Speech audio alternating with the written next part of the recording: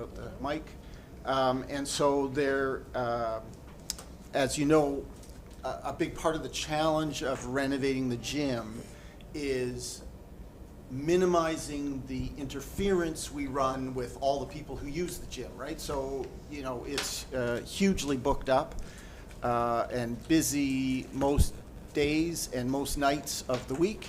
And so we're trying to keep the period of interference with all the users as small as possible. In order to do that, if council were to approve the letting of the contract for phase 2 this week, our contractor could order materials and have it come in a week earlier, and all that, in theory, will smoothen the renovation process. So with that context, let me read the following resolution. The Town of Westville has been awarded a grant to assist in renovating the Westville Community Gymnasium, and whereas the Town of Westville requires the services of a contractor to undertake renovations for the Westville Community Gymnasium, and whereas the Town of Westville released requests for proposals, an RFP, for phase 2 of the required work on September 24th, 2025, and whereas Westville staff have received and reviewed the one quote submitted in response to the RFP, and has determined that the bid from CSS Canada provides appropriate expertise and an acceptable price of $56,407.20. Therefore, be it resolved that Council awards the contract for phase 2 of the Westville Community Gymnasium renovation to CSS Canada. We have a mover. So moved. Oh, no, go ahead. I'll second that. Moved and seconded. Ready for the question? Question. Question is called. All those in favor say aye. Aye. Those opposed, nay. Motion is carried. And I think that's the only matter of business for the Can I special just have meeting. one quick question Of or course. one quick statement, I guess, on that? Most of the work for that is being paid for through grants, correct? Correct. Okay, I just wanted that to be known to the public, because I have had a few people reach out to me today wanting to know why we were kind of wasting the money when it could go somewhere else. So I just wanted to make sure that I was correct in Yeah. saying that, yes, it is grant work. Yes, and the grant was specific to that work. Specific in to the that, gymnasium, work, yes. Which we're Okay. very thankful for. by the Oh, way. absolutely, absolutely. I just wanted to, Yeah, and Put I it mean, out there. on that, I mean, I Yes. think it's fair to just remind residents that that gym hasn't been painted in probably 40 years. You know, so was long overdue. absolutely. Yeah, And and the rentals also bring in revenue too, so they have to remember with Scott's messages about it being Yeah. And that was, booked, right? that was another thing too, the gym is used a lot.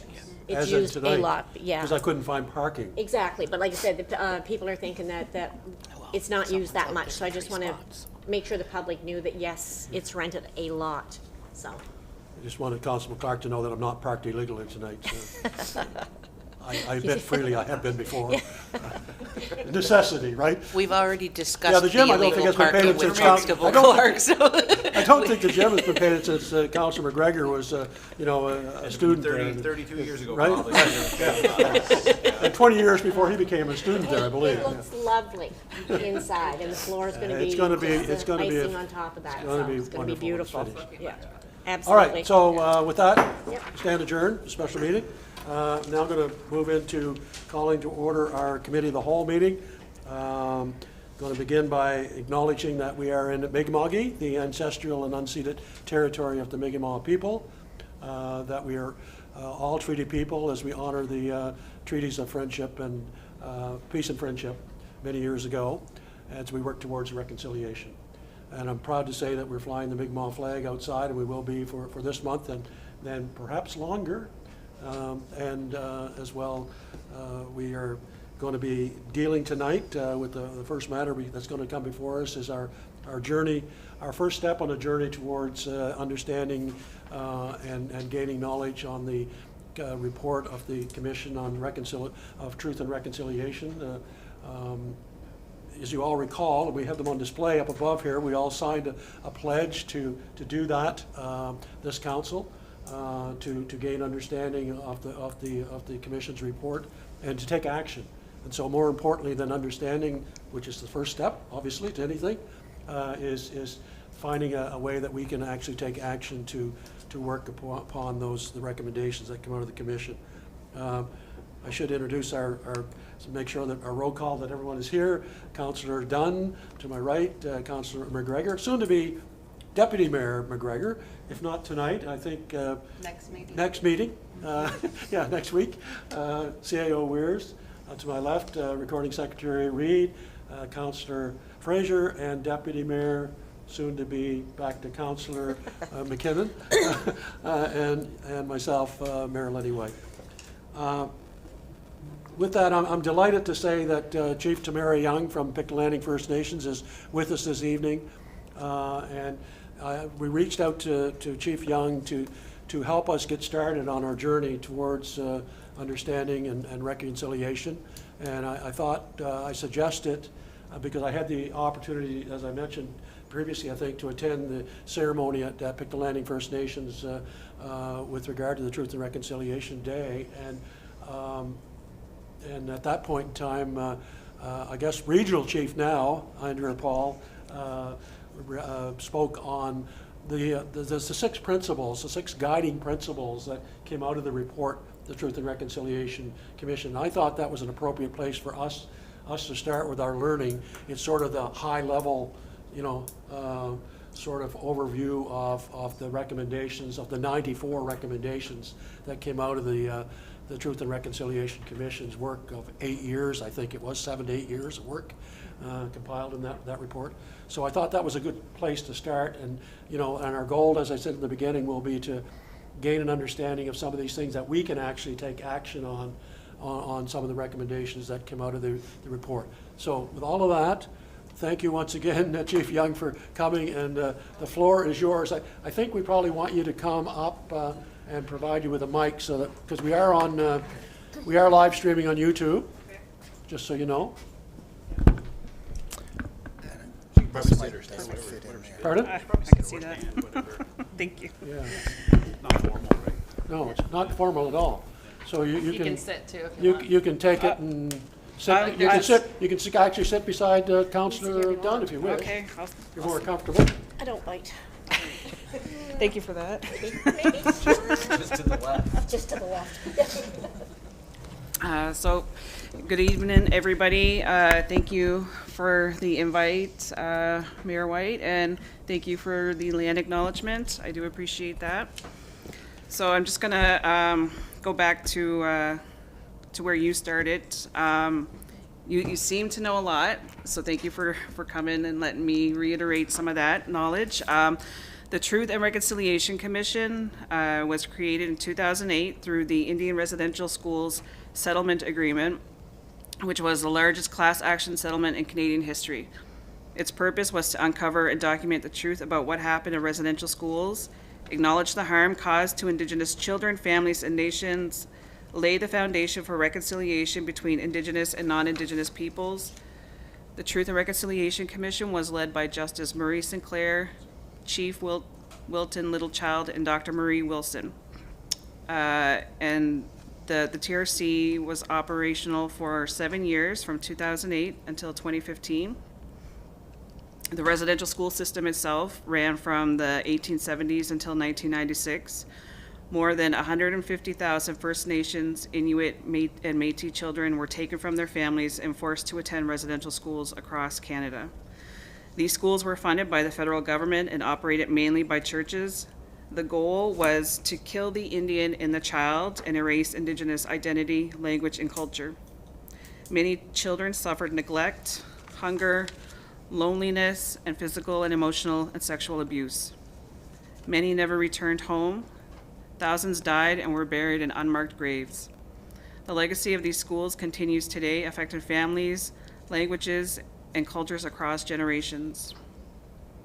The Truth Before Reconciliation. So between 2008 and 2015, the TRC gathered over 6,000 survivor testimonies from across the country.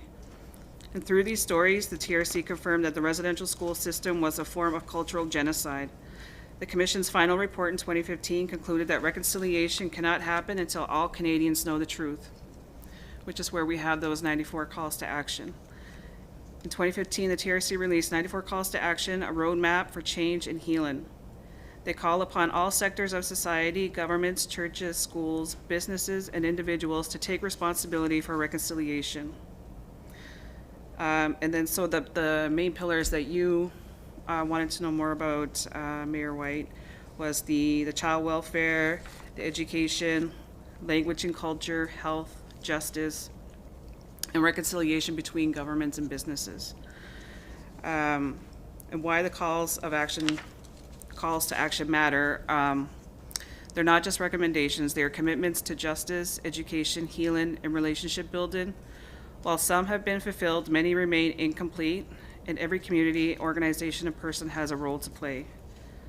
Reconciliation means learning the truth, honoring survivors and families, and taking action toward equality and healing. So ways that you could take action is to learn about your local nation and their history, listen to the survivor stories and teachings, support Indigenous-led education, art, and business, and participate in Orange Shirt Day and National Day for Truth and Reconciliation. Advocate for your workplace or school to act on specific calls to action. And what I'm seeing today is, Mayor White, that you've done a lot of that, but it's not just like a one-time year thing. It should be a continuous relationship, and I feel like that's what we have started here. I think maybe moving forward, you could also invite a survivor to come and tell their story, so that you could hear more.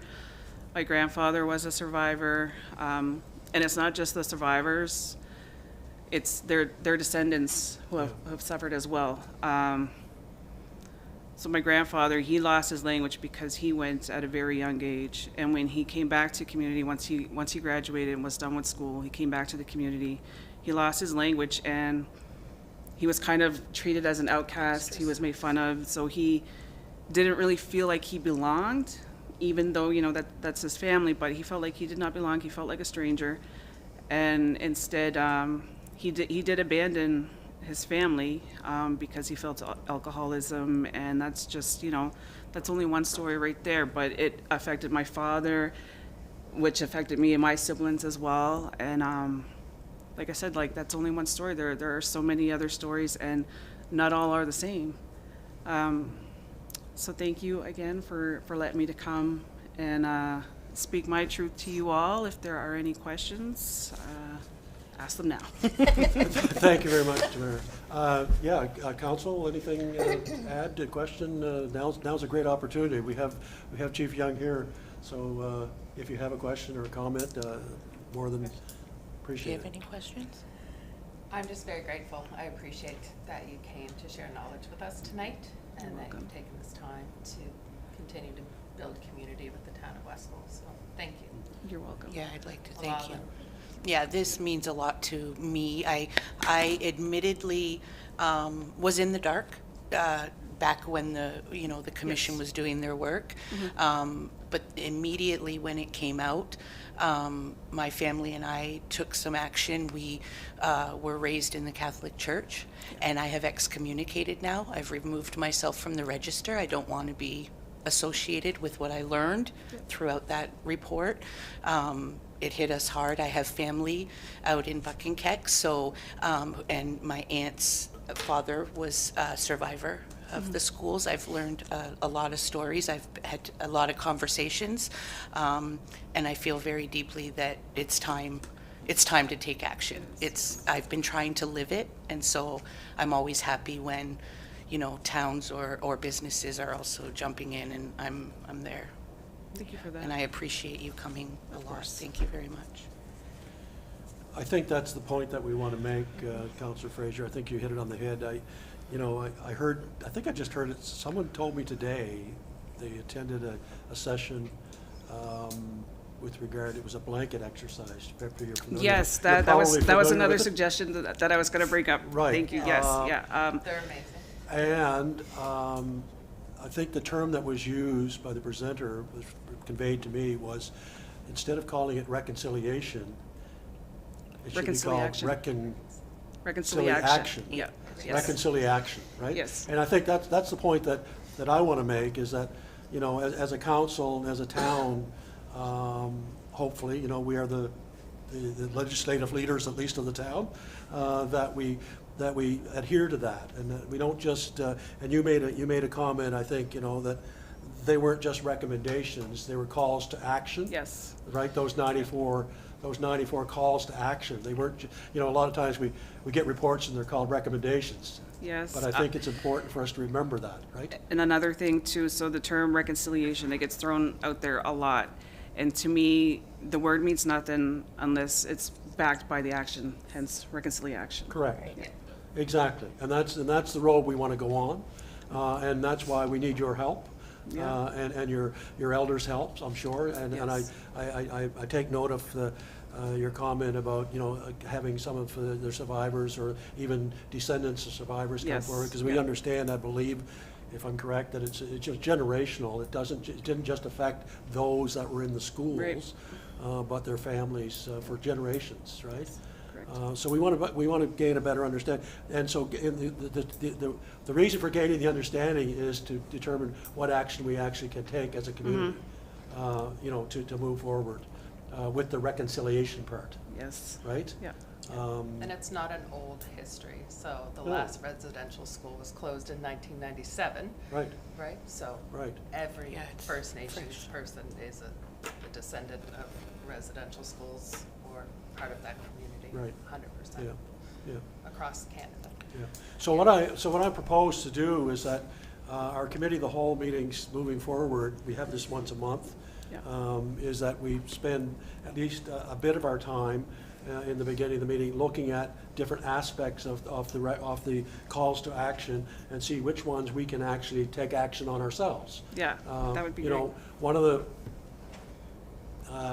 of the things that, you know, there's lots of things. I wouldn't even get into what I think maybe some of the first things, but there's so many aspects of it that are, you know, I call them low-lying fruit that are pretty easy to do. And like, as you said, and I appreciate you acknowledging, Chief Young, that you recognize that we've already done some of those things. Yes. And, you know, it's a start. It's all It it is. is. It right? is a start.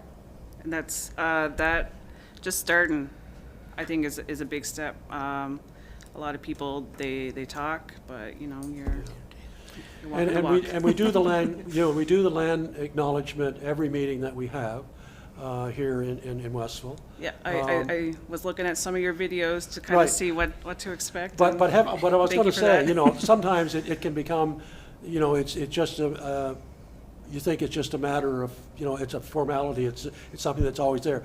I try to when I give it, because I'm the person that has the privilege of giving it, is to not say it the same every time, Yeah. and also to hopefully put some meaning behind it, you Yeah, know, some feeling incorporate behind some it. history into it. I think as long as you mean it when you say it, that's Yeah. what matters. You know, you can almost tell the people who are just reading it out and might not necessarily, you know, believe it, but just say it. And I know that you support it, so It's a it small comes thing, from but I a think it's place. important. They Yes. say it, they don't understand. Don't understand it. And Yeah. that's why we're trying to find out. That's gotta what change we the- want to find out. We want to Build understand. the knowledge, share We want the to community. understand. Yeah. Because if, without, Yeah. without understanding, you Just can't really one get. quick right. question. Yeah. So would you suggest that, you know, we all hear the comments. There's people who have no idea what it's about or why we do it. So would you direct them to the report? Like, is that something that you know, my neighbor who says, I don't know why we do truth, and I say, if I direct them to the report, or where's a good place to? You could direct them to the report. I would suggest that they reach out to a survivor. Okay, The local community. You can reach out to me. Yep. I can reach out to one of my survivors to Yep. come and speak talk to to them them. or, yeah. yeah, that's awesome. Wonderful. Okay, thank you very much. You're welcome. Thank you for Chief Young, I thank you for do inviting have, me here. On behalf of council, I just have a small token of appreciation for you taking the time to come to us tonight. And when I say small token, you'll see, it's a very small token, but it's heartfelt. It's very heartfelt, okay? Thank you so much. Thank you. Thank you Westwood again. pens. I needed new pens. Thank you. Thank you. Thank you. You're welcome. And you're free to move about the cabin. If you wish to leave, you're more than free. Thank you. All right, so next presentation is from the Canadian Union of Postal Workers with talking, I guess, about proposed changes that are being talked about in the press a lot, we hear. And I apologize, but I don't know the names of the presenters, so I'm going to get you to, whoever's doing the presentation, to come forward and introduce yourself and the others that are here. Oh, three of you, look at that. Oh, my heavens. Do we want to put the microphone up there for them? Yeah. I could have done it. I could have did it. The reason we need the mic mainly is because if we are on YouTube, right? So we want people to be able to hear it at home and be there on YouTube when It's more, yeah, it's more just how it gets picked up. Right. Before the, Yeah. than it is Yeah. speakers in here, really. Okay, All so right. we're going to start. I'm a little nervous, so bear with me. You don't need to be nervous. It's very not at informal. We're generally a friendly bunch. I can tell that. Yeah. I'm Pearl Kelly. I'm the president of the local, Local 87 for Glasgow, Pictou. It's called Pictou County Local. Bart Shea, secretary treasurer, and George Burns, who's the vice president.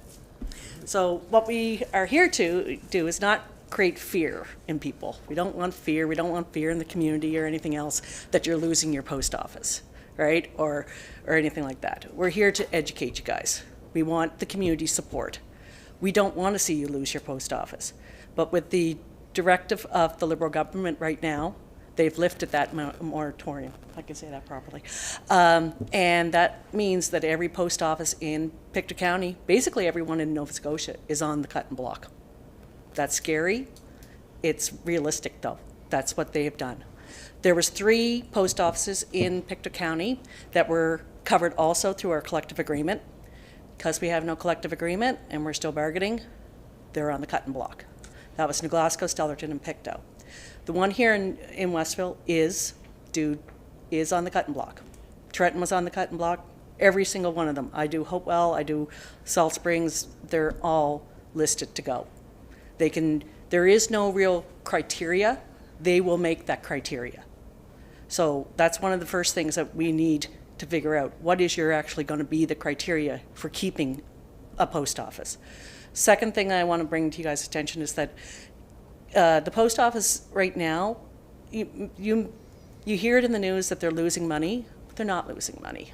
They're just allocated their money into investments and stuff, and that's a whole different avenue to go down, but we don't believe that.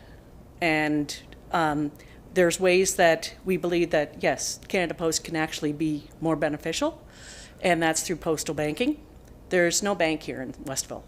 That's one thing that I think that the government should be looking at, is postal banking, right? There's no reason. They had it up until, I think it was 1967, and then they just did away with it. It's very profitable in other countries, and it's something I think would help the community of Westville. I'm nervous now, forgetting what to say. The community mailboxes, they want to remove everybody from roadside delivery and in the rural area and make them into community mailboxes.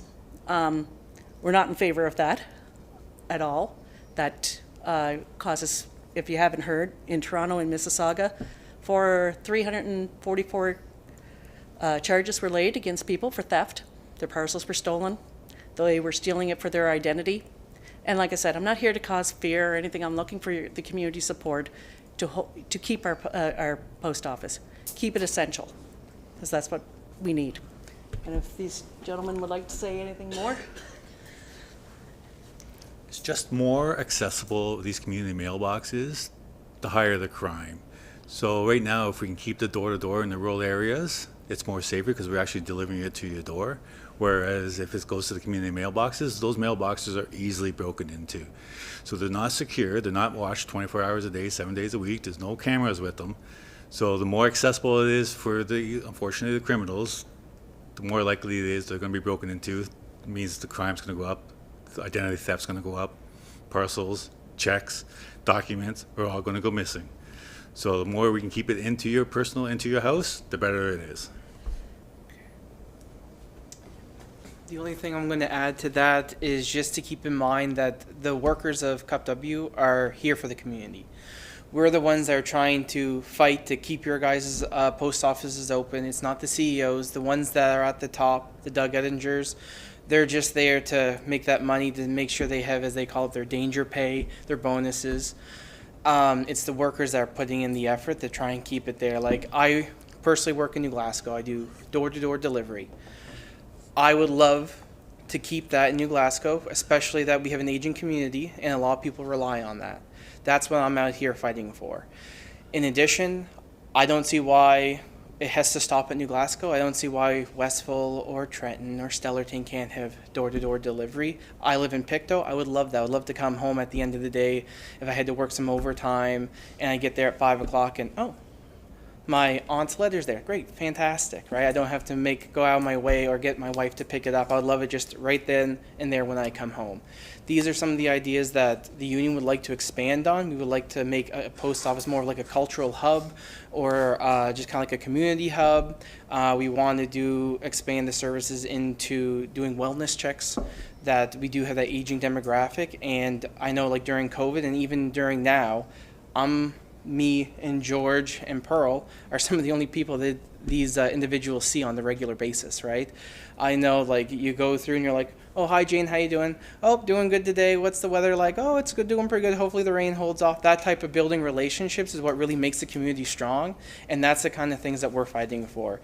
If we let the CEOs do what they want, and what they want to do is just essentially get rid of everything, cut it down to bare bones, make nothing affordable to the public, and jack up the prices so they can keep up their bonuses, then we've already lost. Like, we're trying to keep everything that the average citizen has an affordable way to send their mail, their parcels, everything across this country and around the world. So, Just on the last note of that, with closing of any of the post offices anywhere, there's a trickle effect.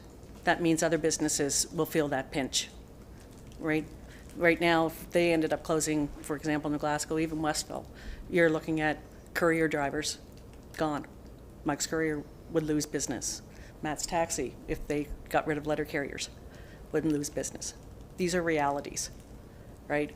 Like I said, I'm not here to cause fear. I'm just here to say educate you guys that this is a real thing. Them announcing this is not because they're losing money. They've invested. And one other thing that we haven't touched on is electric vehicle charging stations. It's one of the new norms that's coming, and that's one of the things that I think Canada Post should be doing. If Tim Hortons is thinking about doing it, then we all know that it's probably going to be beneficial, and it's going to probably make money. So, anyway, if you're going to ask me what we're here for tonight and what you guys could do, is that we want the council support. Like for you guys to write a letter for supporting us and get that commitment from you guys. But in addition, we want the community to know that we're here to keep your guys' post office. Okay. Thank you very much. Yeah.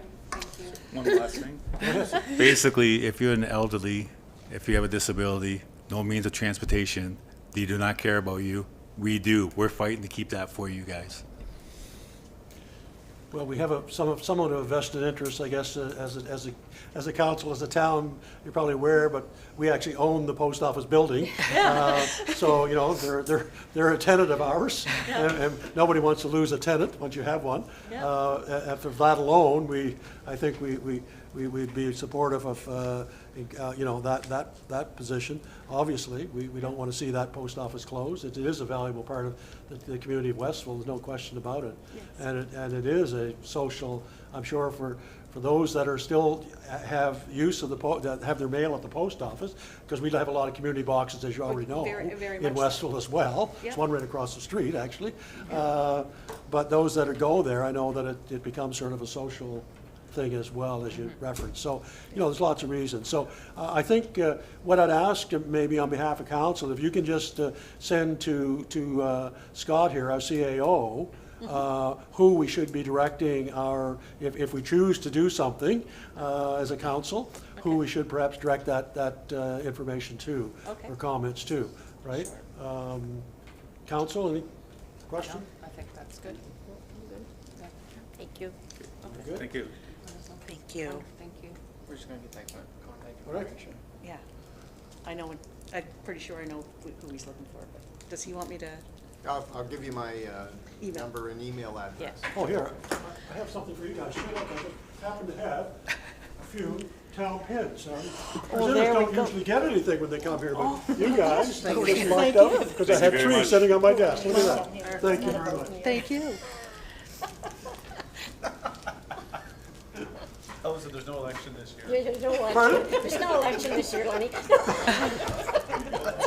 They can't vote for us anyway. No, I was just gonna say, I'm in the community of Thorburn, so I think I do. I just didn't have my cards with me. No, that's fine, thank you. Thank you. Thank you. Okay, Thanks, guys. Thank no you. problem. Thank you very much Thank for you. coming. And I think that other than the fact that our next regular council meeting is a week from today here in Chambers, I don't think we have any other business to conduct that I'm aware of. Anyone? No? And so we'll see you back here at 6 o'clock on a week from today for a regular council meeting. And we are now adjourned.